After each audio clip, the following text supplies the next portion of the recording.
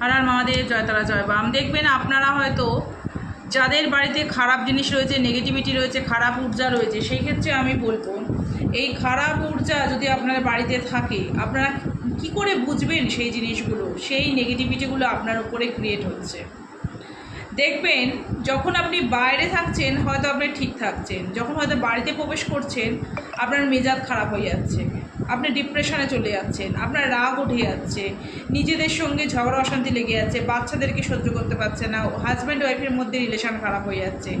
জানবেন এগুলো কিন্তু খারাপ ঊর্জা। এগুলোকে আপনারা হয়তো ভাবছেন ইগনোর করতেছেন, যেটা কোনো ব্যাপারই না, এইসব জিনিস বলে কিছু হয় না, কিন্তু হয় বলেই কিন্তু আজ আপনারা এরকম ধরনের সমস্যার সম্মুখীন হচ্ছেন।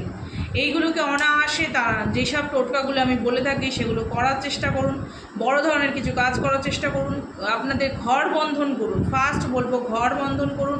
ঘর বন্ধন করলে কিন্তু আপনাদের অনেক অংশে কিন্তু খারাপ জিনিসগুলো কিন্তু আস্তে আস্তে কেটে যাবে। এই জিনিসগুলো যদি করতে পারেন নিশ্চয়ই উপকার পাবেন। জয় মা তারা।